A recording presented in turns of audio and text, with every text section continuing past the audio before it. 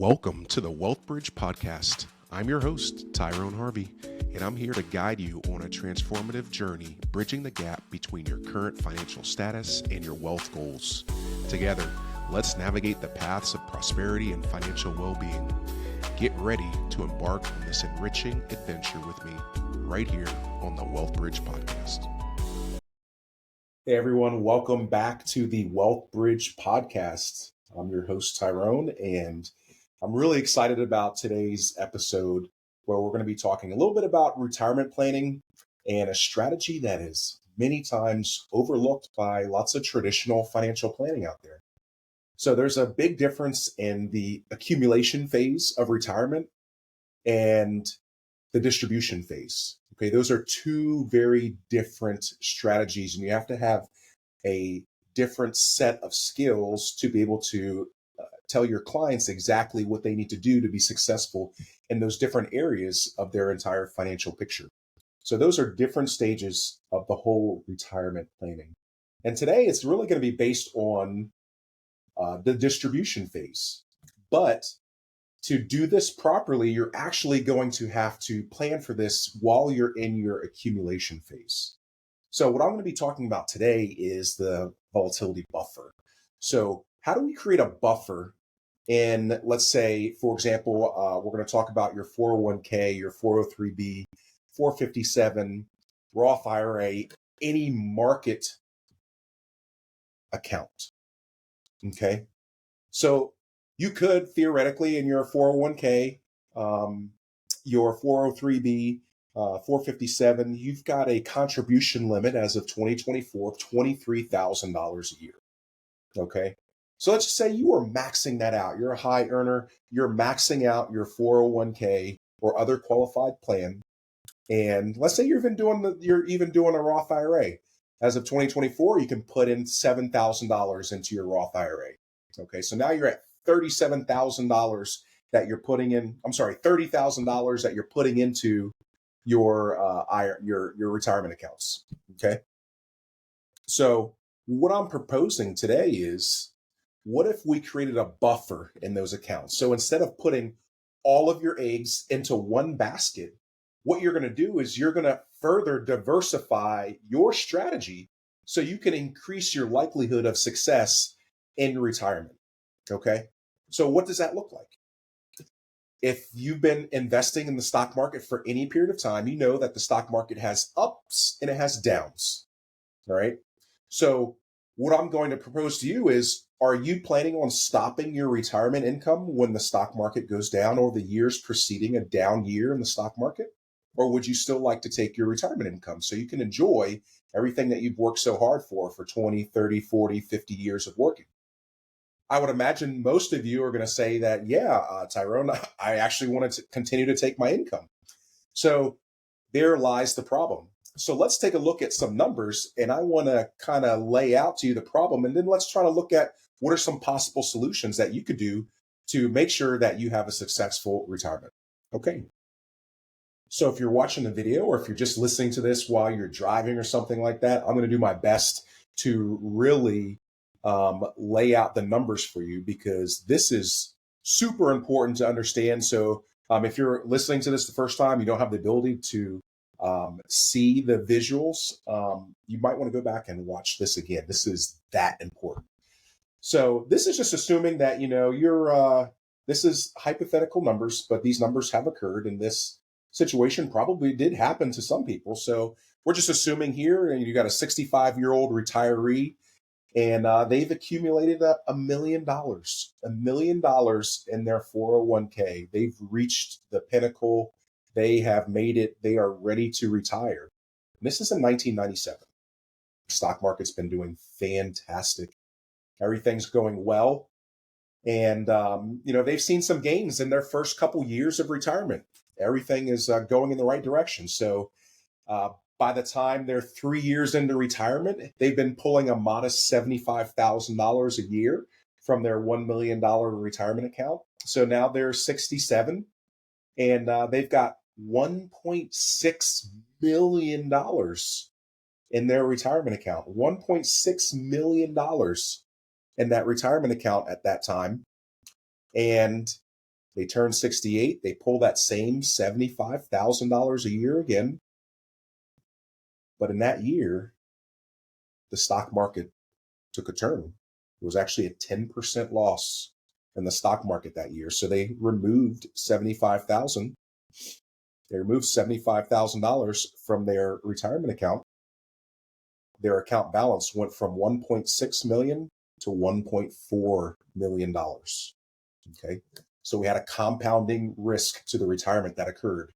Okay. We took income, which ended up being an excess withdrawal for that particular year. And we had a 10% loss in the stock market.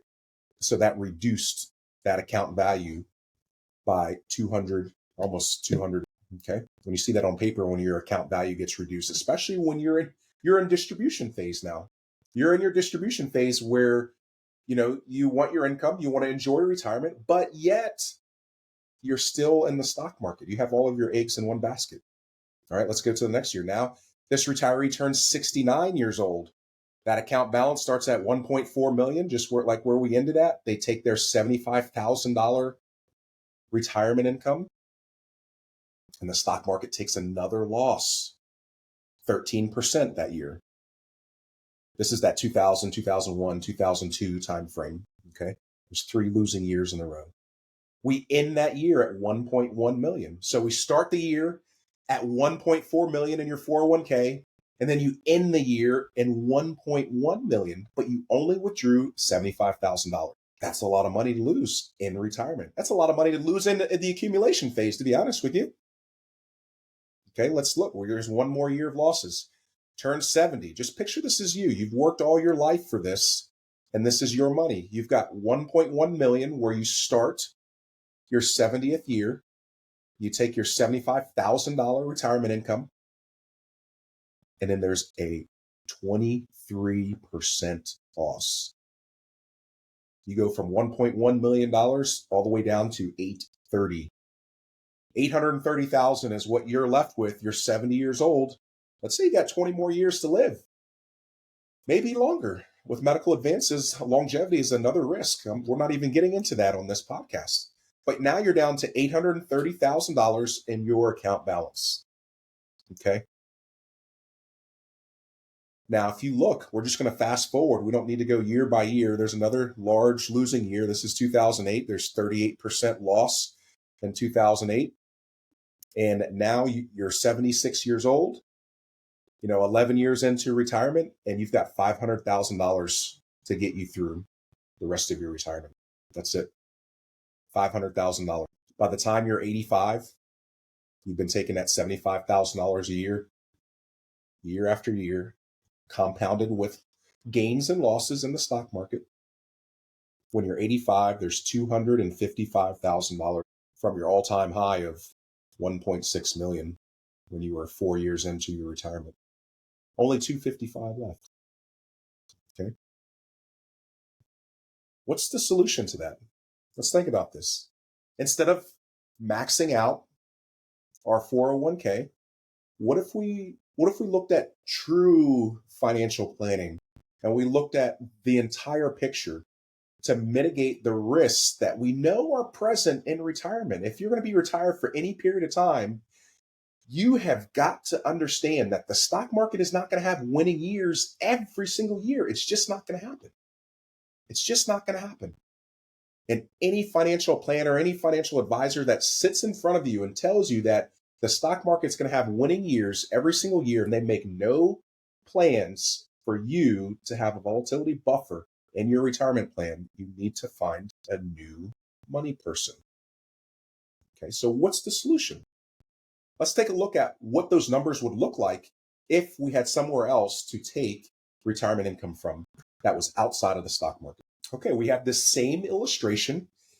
These are the same S&P 500 market returns that I was just highlighting a minute ago. But the difference is we have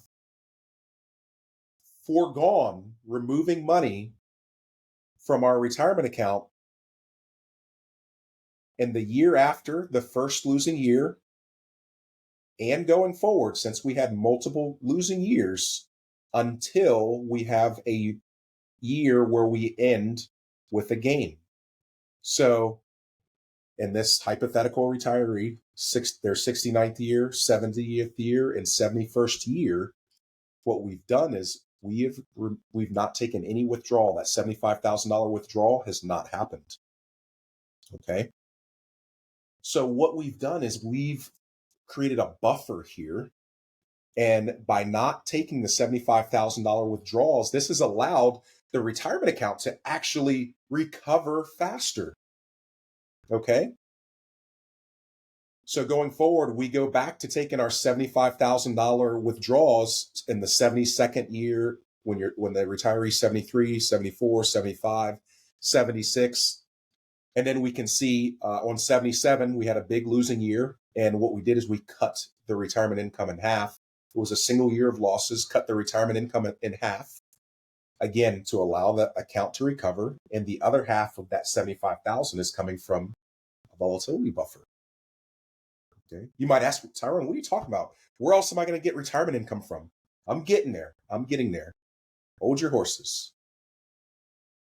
So this is one of the biggest things I want to point out.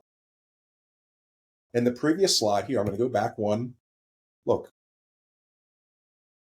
when you're 76, or this retiree 76 years old, right here, we've got $510,000 right there. On the one where we're going to use a volatility buffer, the account is at $697,000. Slight difference. If we fast forward 1 year, when they're 77, no volatility buffer, the account's at 537. Volatility buffer, $820,000. That's a huge difference.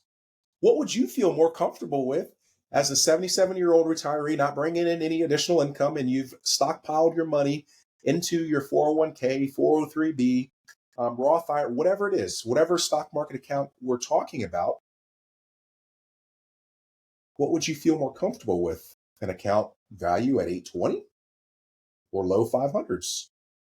Yeah, we know the answer to that. All right, last one I'm going to point out, 85-year-old retiree. No buffer, $75,000 a year for 20 years. They're all the way down to $255,000. They've only got a couple years of income left at that point, and then it's all gone. That's it. In the volatility buffer strategy, we have $934,000 after taking $75,000 a year, skipping 3 years to get the income from somewhere else, and cutting 1 year in half. Just that strategy alone, the account value is almost 5 times as much. Almost 5 times as much income remaining when the retiree is 85. That's insane. That's absolutely insane. So what's the solution? Okay, we can, as I highlighted at the beginning of this, we can take a bunch of money and we can stick it all into a qualified plan. A qualified plan, if you don't know what that means, that's when I say that, I'm referring to a 401k, a 403b, a 457, a Roth IRA. Those are all qualified plans. Okay, so when I say that, what if we could remove some of the risk of the stock market and diversify the actual risk? Not just talking about when a lot of times, again, financial planners or financial advisors, they'll say your portfolio is diversified. When I look at diversification, true diversification is going to mean you're actually putting money in different places, not in different areas of risk. Let's remove the risk. We're actually going to remove the risk from the stock market. So here's an example.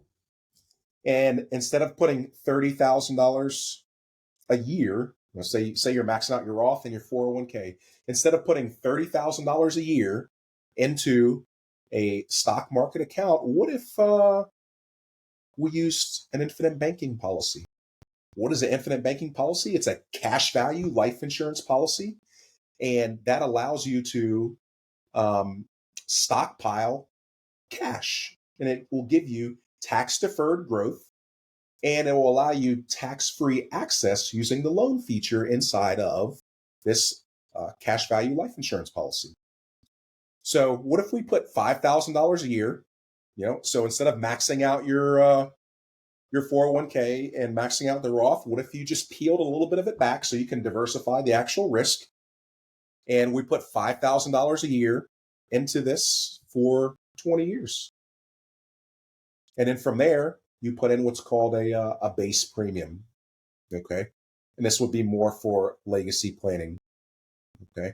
So instead of putting in $5,000 a year past the 20-year mark, now you're going to put in half of that, which is like $2,200. Okay. If you don't know, like an infinite banking policy, they have to be designed based on the needs of the client. Okay. There are certain features inside of an infinite banking policy. Not every life insurance agent or financial advisor can even offer these. Okay. So starting out, let's say this is somebody that's planned. They heard this podcast. They want to plan for this for when they're 65. Okay. So we're setting this up for supplemental retirement income. Starting at 31 years old. And then by 65, you can see here that after putting $5,000 a year, $5,000 a year into the policy, and then it reduces down to $2,200 a year into the policy. And you're still maxing out not maxing them out anymore because you're putting 5,000 over here. So you peeled a little bit of your contributions away from your 401k, and now you're funding this life insurance contract. You put in about $130,000, and you have a cash value of $312,000. During that time, you're also the recipient of all the benefits of this cash value life insurance policy. There's a death benefit that's been growing the whole time. It's $613,000 by the time you're 65. That's a tax-free windfall that'll go to your beneficiaries that you can name. And again, we have this nice chunk of cash value that you're able to access tax-free through the loan feature or through tax-free withdrawals up to your basis. So you have a different place to pull money from in retirement. That's huge. That's huge. So that's actually how we're able to plan for these down years where we're taking zero money out of your stock market account in the years preceding a losing year, allowing our account to recover faster. Again, I ask you, when you're retired from 65 to 85 years old, when you're 85, would you like to have almost $950,000, or would you like $255,000 left to your name? Maybe you want to leave a legacy. Maybe you want to leave a legacy to your heirs. What a infinite banking policy that allows you to do that. Let's say you live to 85 years old. That was your last year.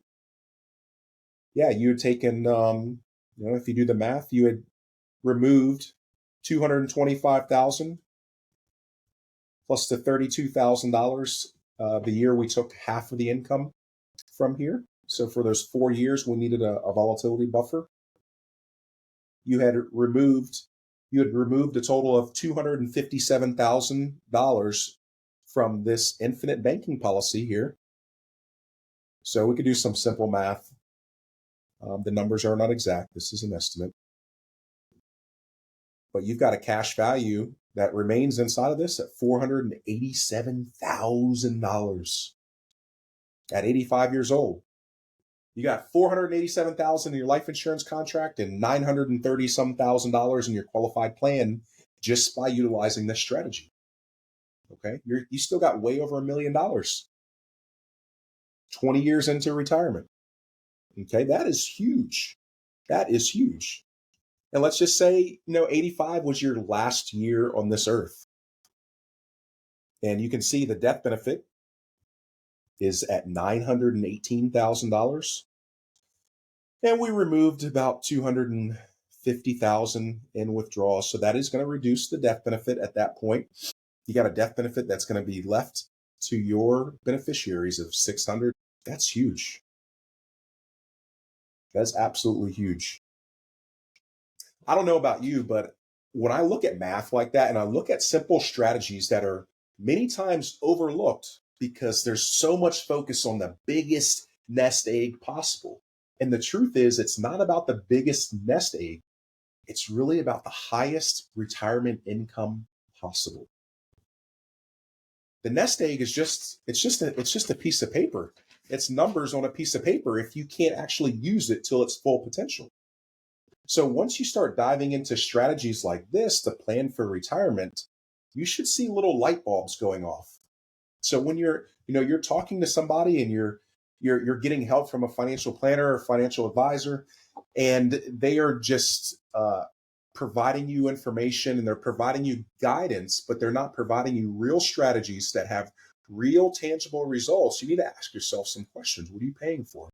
What are you actually paying for? Do you want somebody that can see the whole picture, that can point out the real problems that retirees are facing every single day? I know, because I am helping them. You don't want to get caught in this retirement threat. Okay, there's many more retirement threats, and I look forward to really diving into those retirement threats with you on this podcast.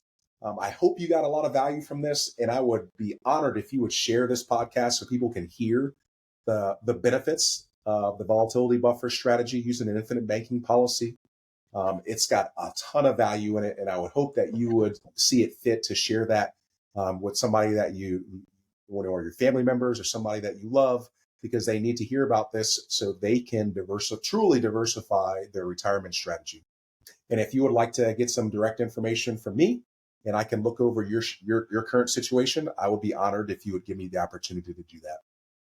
Take care, and I'll see you on the next show.